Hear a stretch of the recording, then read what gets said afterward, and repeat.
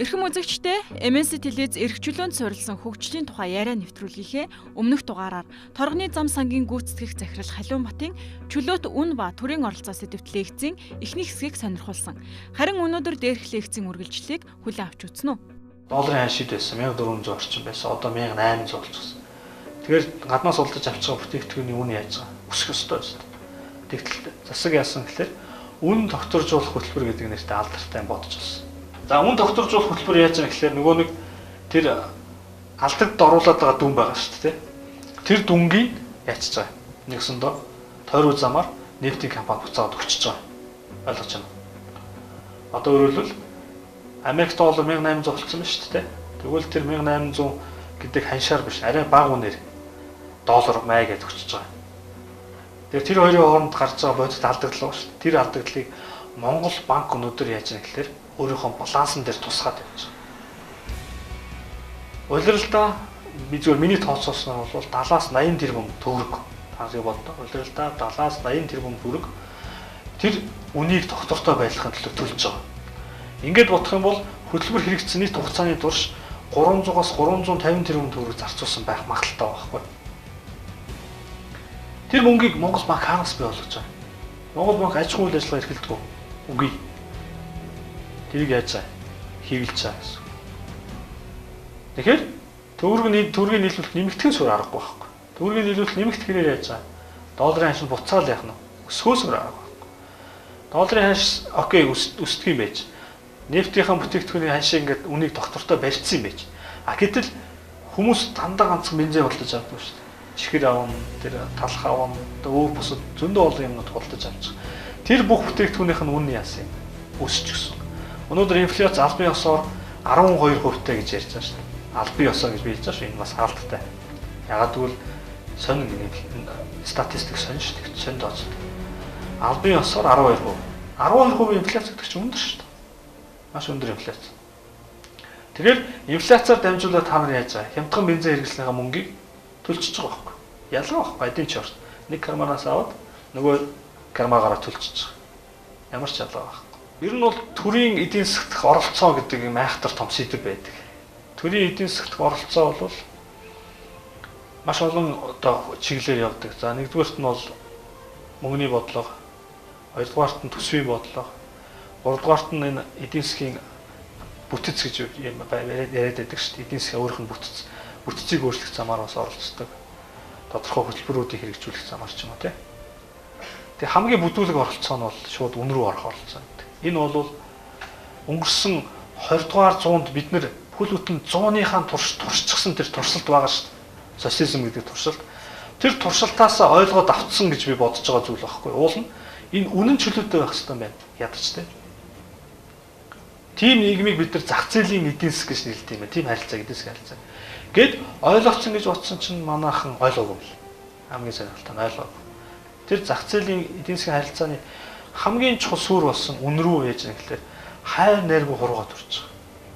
Одоо маш олон үнэнд оролцож байна. За нефтийн бүтээгдэхүүний үнэнд, махны үнэнд, орон сууцны үнэнд, барилгын материалуудын үнэнд те их мэтлэнгээр зөндөө олон үн докторжуулах хөтөлбөртэй учраас тэр болгонд нь үннийг зохицуулах гэж хаах гэж оролдож байгаа. Одоо дараагийн зөвхөн миний айж байгаа айц шиг гэхээр хэрвээ Монгол банк энэ үн докторжуулах хөтөлбөр гэдэг юм а хэрэгжүүлэхээ огцсон байлгүй яах вэ? Одоо ерөнхийлөгч нь огцроод тий. Дараагийн нэг хүн гарч ирсэн нь ууй нэст айгүй буруу юм байна. Боли огцсон. Энийг боли гэж хайчвал бензиний үн шууд яаж байгаа юм? Юу 200 байт 300 400 төгрөгөөр өсөх тийм магадлал байгаа. Тэр үед яах вэ? Эдийн засгт маш хүчтэй шоконд байгаа ш. Тийм үү? Нөгөө инфляц нь бүр ингээд галзуулаад байгаа болж байна. Тэгэхээр Монгол банкнд одоо ямар гарц үлдэж байгаа нэхлээрэ үргэлжлүүлэх тий. Үргэлжлүүлээд мөнгөө хэвлэн алдагдлыг нөхөж өгнө. Мөнгөө хэвлэн алдагдлыг нөхөж өгнө тий. Хэдийн хүртэл юм идэхгүй ямарсан явна. Монгол банкны нэг аз таарад бас нэг шанс байгаа. Тэрний үгээр гадаад зах зээл дээр яах нь нефтийн бүтээгдэхүүнийг дуурайд нөгөө нэг одоо нөхөж байгаа тэр алдагдлын хэмжээ яах нь багах болчихно гэсэн үг шүү дээ тий. Тэнгүүт нь гэлс яах нь хөтөлбөрөө зогсооч гэсэн.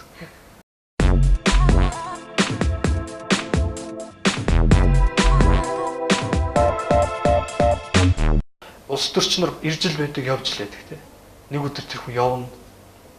Дараагийн хүн гарч өөр бодолтой хүн юм зогсоолоо. Яг дараагийн хүн зогсоочих юм бол эрсдэл нь өөр дээр нэрж байгаа байхгүй. Чи бензиний үнийг гарангуудаа нийцсэн чи гээд нөгөө сонгох магадлал болонгод айгуу дахиад өргөжлүүлэн тий. Улс төр шиг сонирхолтой хүмүүс байдаг шин. Тэгэхээр энэ нөхцөл байдал цаашаа яаж өрнөхийг би бол одоо гайхаж байгаа. Хэдий хүртэл явах юм.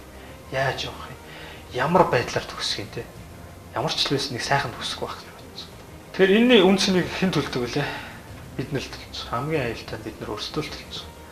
Тэгэхээр би юу ч хэлмээр байна гэхээр энэ төрийн одоо албанд очсон, очоогүй янз бүрийн хүмүүсийн эдийн засгийн асуудлаарх янз янзын амлалт тэр юмд бити итгэж байгаа чи. Тэр бол аюултай тоглоом. Маш аюултай тоглоом. Дээрээс нь би юу хэлмээр вэ гэхээр энэ засгийн газраас, энэ Монгол банкнаас бити юм нэхээч. Тэ? Зөв чөлөөтэй хайчид эднийг бас тэ. Сонгодоо явж илээ. Тэртээ тэргүй нэмэр байхгүй тэр. Хинч сонгох сайдын ч адилхан. Тэгэхээр тэр хүмүүсээс чи эдийн засаг яачваа, чи долларын ханш яачваа гэж нэхгээд нөгөөдөл чинь ажил хийхээс өөр арга болчих. Үнэ. Тэгээ ажил хийхээрээ тийм ухаантай бодож олоод улам боснуулаад байдаг. Тэгэхээр тэднийг тэгмээр байна. Зүгээр найч юм те. Юу ч хийсэн, юу ч хийгээгүй ч сонгоцлээ те. Ямар аваад те бидний амьдралыг сүрүүлэхгүй л чөлөө зах зээл нь жамаараа яваад үнэн жамаараа тогтоод бидний карманаас хууль бусаар хулгаалдаггүй тэгээд яг л зах зээлийн жамаар үн өссөн бол өссөн, буурсан бол буурсан. Өссөн үед нь бид нар өссөн мөнгө төлөөд буурсан үед нь буурсан хямдралыг ингээд ашиглаад явдаг. Тийм хэвийн эдийн засгтай нөхцөл байдал бол ормоор байгаа байхгүй. Уул нь хамгийн сайн арга нь бол би өөрийнхөө амьдралыг л авч явах юм байна. Тэрэнд энэ хөндлөнгийн хүмүүс ингээд бас гай болоод байна тийм. Тийм л нийгмийн төлөө бид нар явмаар байгаа. Тэгээд энэ үзэл санаа бол ялцчихгүй либертар үзэл санаа.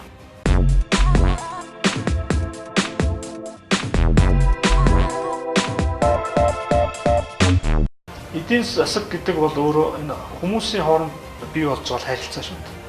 Одоо Монгол улс нь 3 сая гаруй хүнтэй болох чинь 3 сая хүн бүгдээр өдөр тутам эдийн засгийн харилцаанд орж байгаа. Тэр 3 сая хүн хоорондоо ингэ харилцаж байгаа тэр харилцааны тоог тоолох юм бол хэдэн их 80 ч юм мэдгүй тийм харилцаа үүсэж байгаа шүү. Тэр бүх харилцааг зохицуулж болно гэдэг тэр одоо яах нь төсөөлөл нь өөрөө анханасаа алдаатай юм санагдав. Сүүлийн үед нэг тийм айгүй сонио ойлголт бий болчихсон. Одоо би маш олон хүнээс сонсож байна. Айгүй хүнэлт явдаг эдийн засгч хүнээсээ сонсож байна. Улс төрчөөс сонсож байна. За бусад хүмүүсээс сонсож байна. Окей, чи дандаа чөлөө зах зээл гэж яах юм? Тэгвэл чөлөө зах зээлийн эдийн засгтай болчих юм бол цөөхөн хэдхэн том компаниуд над эдийн засгийг чинь бүгдийг барьж шít. Гэхдээ юу муу байгаа юм тэр цөөхөн хэдхэн том компани гэдэг нь одоо юу муу болчиход байгаа юм бэ гэдэг би ойлгохгүй. Дэлхийд хөгжсөн бүх улсуудыг та хараад үз. За би ойрхны жишээлээ Солонгос те. Солонгос бол цөөхөн хэдхэн том компани байна. SK, Samsung, Hyundai те. Маш цөөхөн хэдхэн том компани байдаг. Тэрний дор хэдэн зуун мянган дунд зэргийн компаниуд бай. Тэрний дор бүр тэрнээс олон яах нь жижигхэн компаниуд бай. Одоо өнөөдөр та нар сонссон байх. Сая засгийн газрын статистик би ярьж байгаа шүү. Нийтдээ 6000 гаруй аж ахуй нэгж хаалга барьсан байна гэдэг статистик гаргасан байлаа шүү. Энэ юунаас болж байгаа? Энэ бол одоо би өөрөө том компани удирчээс өнөө би хэлье. Одоо шил миний удирчсан компани жилдээ ойролцоогоор 50 орчим тэрбум төгрөгийн хөрөнгө оруулалт хийдэг гэсэн. Өөрийнхөө үйл ажиллагаа сайжруулах. Тэрийг хэн үүсгэх вэ? Дунд болон жижиг аж ахуй гэж үүсгдэг. Ойлгож байна те? Яг иймэрхүү замаар л эдийн засгийн харилцаа явагддаг ер нь бол. Тэгэхээр шууд жижиг дунд баахан аж ахуй нэгжүүд байж хагаад тэгээд ингээд амар гой хөгжөөд гэдэг тэр яриаг одоо маш олон жил ярьж байгаа тийм үстэй. Одоо манайх жижиг дунд бизнесийг хөгжүүлэх тийм сан хөтөлбөр нэтэрээ одоо маш олон юмнууд байдаг шүү дээ. Хөгжсөн юм бил харахгүй. Яагаад гэвэл том хүчрхэг аж ахуй нэгжүүд бий болж байгаа. Тэр аж ахуй нэгжүүд л яадаг вэ гэхээр дэлхийд өрсөлдөж чадах тэр технологиг яадаг худалдаж авч чаддаг. Тэр аж ахуй нэгжүүд том байгаа учраас зах зээл дээр эрсдэлтэй туршилтуудыг хийж чаддаг тийм алдагдaltaй ч байсан яа энэ бүтээгдэхүүнийг туршаад үзье. Тэр компаниуд байгаа учраас тэр санхүүгийн чадвартай компаниуд байгаа учраас Хүмүүс нь хөгжиж байгаа. Тэд нар ч сургалтанд явуулж байгаа, ингэж байгаа, тэгж байгаа. Жижиг дунд компаниудын удирдлагууд дайшаа өөрөө сурах гэж айгүй их зовцсон хүмүүс байдаг шээ.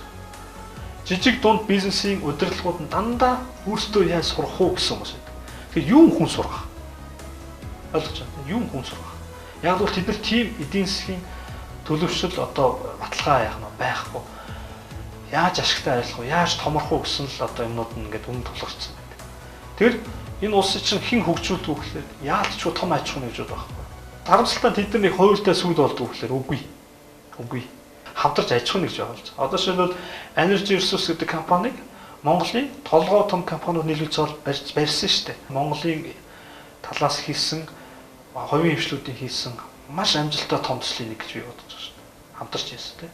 Мэдээж том төсөл төр чинь нэг компани дийлэхгүй шүү дээ ганцаараа. Том компаниуд дээш дийлэхгүй төслүүд байна шүү. Тэр Монголын эдийн засгийг цааш нь ингээд айгүй сайхан болгох, орлоготой болгох, өрсөлдөх чадвартай болгох тэр том төслүүдийг хийхийн тулд том аж ахуйн нэгж хэрэгтэй байгаа байхгүй. Ойлгож байна. Том аж ахуйн нэгж хэрэгтэй. Тэрнээс биш одоо юу гэдгийг нэг 100 гаруй хүнтэй тий нэг хөрхэн жижигхэн компани мөн үү? Оюутлах шиг төсөл хийнгээд явъя л да. Чадахгүй. Хэцүү шүү дээ. Энэ үндэсний гэгдэж ярьж байгаа одоо эдийн засгийн хувьд, менежментийн ур чадварын хувьд яах нь ингээд танигдсан брэнд нэрийн хувьд ингээд тодорхой хэмжээний төвшөнд очсон компаниудаа түшгэлж ийж дараагийн том алмаа хийх ёстой юм байна. Олон жил ингээд өөрийгөө зовоогоод махаа зулгаагаад энэ том бизнесийг хийгээд ингээд бэхжсэн хүмүүс дээрээ тулгуурлах байгаа гэдгийг гайхаад байгаа. Тэднийг л үзэн яддаг. Тэднээс аль болохоор хол байх хэвээр, тэднийг л унтрааж явах хэвээр, бизнесийг хааж явах хэвээр гэсэн тийм логик нийгэм тардсан байгаа л. Манай одоо юу гэдгийг энэ өнөөгийн нөхцөл байдалд хамгийн том эмгэнэл юм болов уу гэж би боддог. Энэ бол засаглалын хямрал. Монгол улс засаглалын хямрал бий болчихсон. Өөрөөр хэлбэл нэг удаа хадаас хадаж үзээгүй тавар шууд одоо төр ирэхэд байгаа шүү. Нэг ч удаа хадаас хадаж үзээгүй. Нэг төрний борлуулалт хийж үзээгүй те. Яг боддоор одоо аж ахуйн үйл ажиллагаа эрхэлж үзээгүй тавар шууд л байгаа байхгүй. Тийм хүмүүс хүний бүтээсэн баялагийг татвар нэрээр ч юм уу бусад нэрээр татаж авчиж чад дур зороогоор зарцуулж байгаа. Энэ бол засаглалын хямрал. Тэгэхээр энэ үйл ажиллагааг бид нар хяндаг, бойлгоо хэлж чаддаг, зохиол унгааж чаддаг тийм хүчтэй засаглал байхгүй байгаа учраас Монгол улсад яаж энэ нөхцөлөө сайжрахгүй байгаа шаарч. Энэ үн рүү ордог энэ бүдүүлэг үйл ажиллагаа нэгдүгээр зогсоох хэрэгтэй. Хоёрдугаарт нь энэ том аж ахуйн нэгжүүдээр тулгуурлаад урт хугацаанд том эдийн засгийн нөлөө үзүүлэх төслүүдийг хэрэгжүүлэх ёстой. Төр нь өөрөө зөв засаглалтай байх ёстой. Жижигхэн байх ёстой. Орохгүй юмаа заагаа мэддэг байх ёстой гэсэн санаал ирж байгаа.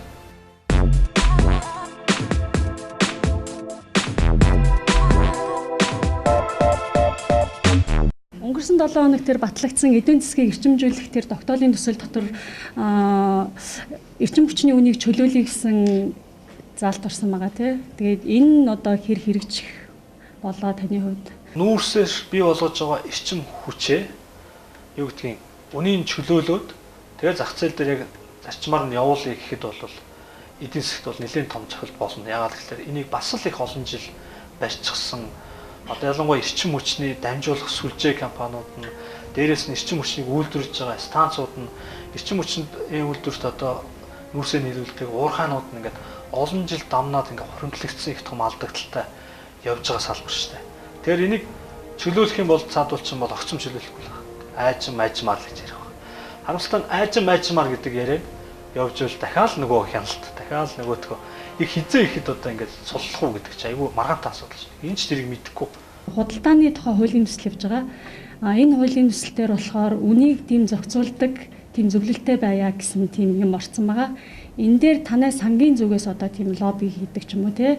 Энийн эсрэг тийм үйл ажиллагаа юу нь явуулах уу? Одоогийн төр маань зах зээл дээр байж байгаа үнийг зохицуулах одоо өөрийнхөө хууль эрх зүйн одоо юу гэдгийг үндслүүдээ маш сайн тавьчихсан байна.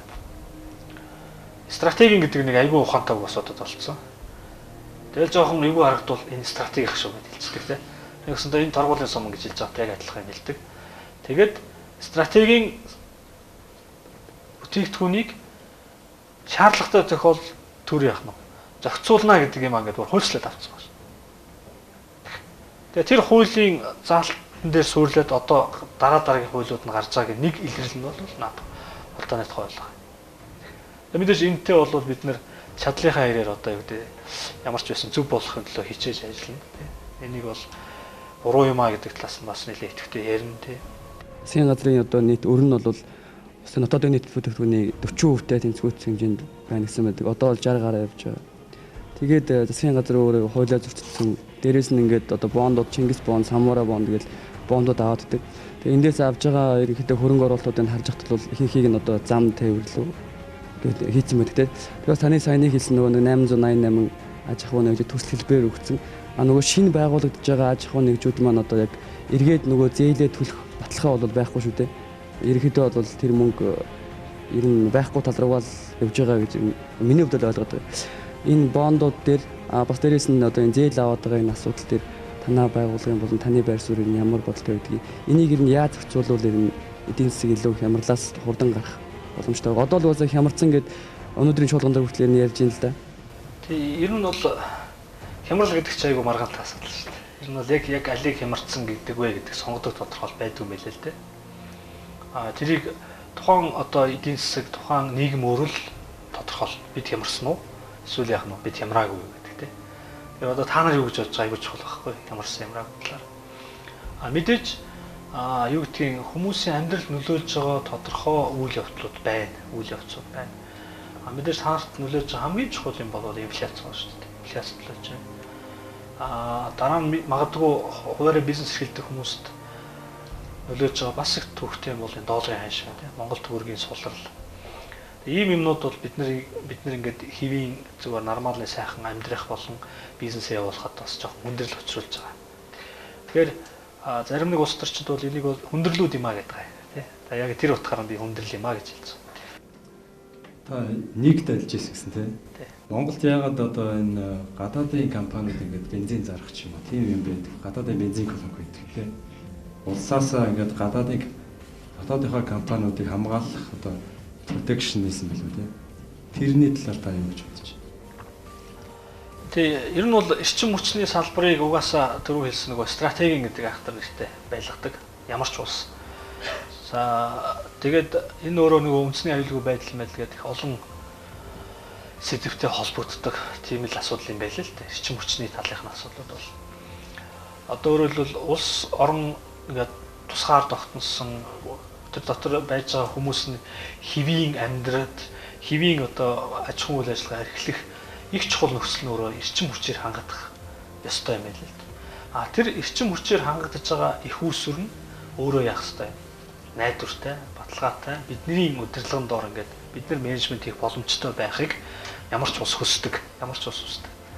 Тэгэхээр харамсалтай нь бид нар өнөөдрийг хүртэл яасан. Тэгэхээр эрчим хүчний хувьд тийм хараад биш бие даасан байх тийм одоо зүйлсийг одоо яг нь бодос сэтгэж хүчтэй ингэж хөдөлж хийж чадаагүй л байгаа. Тэгэхээр одоо бол бид нар эрчим хүчний хувьд бол хараад бас тодорхой хэмжээнд хараад бас. За тэгэхээр яагаад тэр гадны станцууд байдгүй гэхээр хариулт нь энгийн. Яг л энэ үзэл баримтлалын үүднээс тэр гадны станцуудыг байлгах уу гэдэг байдлаар хуулиндаа тийм босго заагаад өгсөн байдаг. Оросын холбооны улс ч юм уу одоо бидэрт нийлүүлж байгаа улсууд өөрсдөө улс төрийн болон геополитик гэж ярьдаг шүү дээ. Тийм ямар соёлтой улс вэ? Ямар одоо бодлоготой улс вэ гэдэг бас их чухал.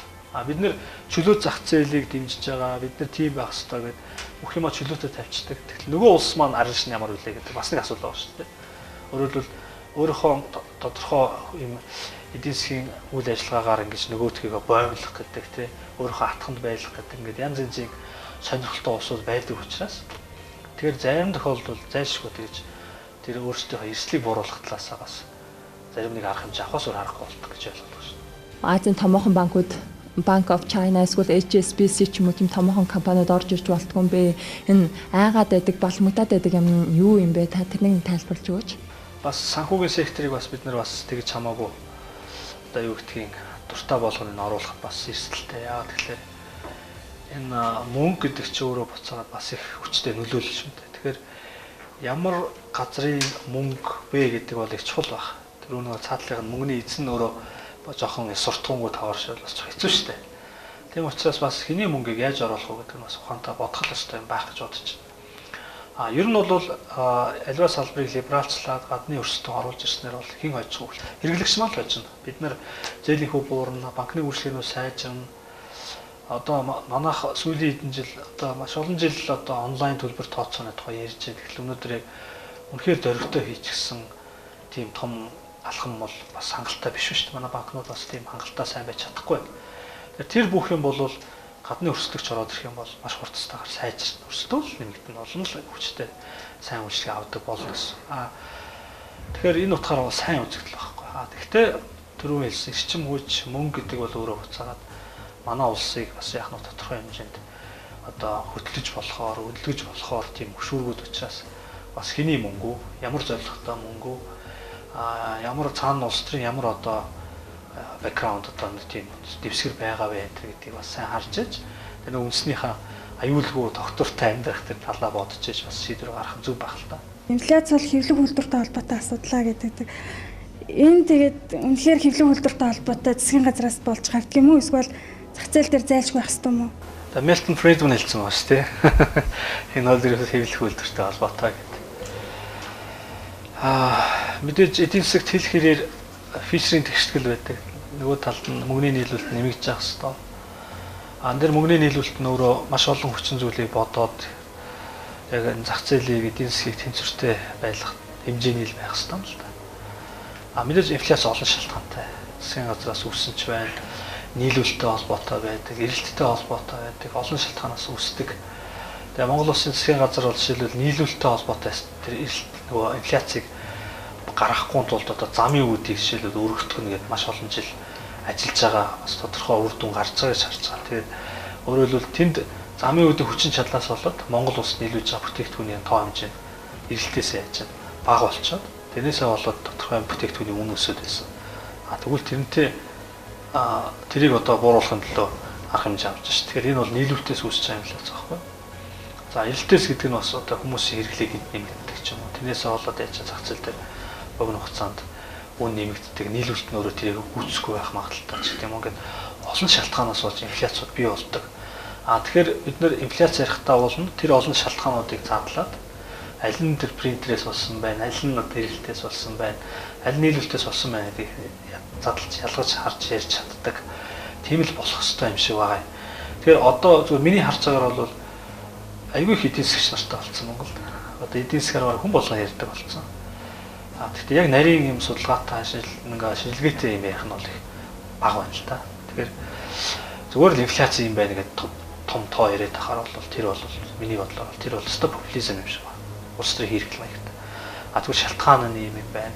Энэ шалтгааныг яагаад юм бий болгох ч юу нөлөөлж байгаа, яавал дээр үү гэдэг юм шийдэлтэй ярих юм бол тэр илүү бас эрүүл яриа болох юм шиг санагддаг. За тэгээ бүгдэнд баярлалаа.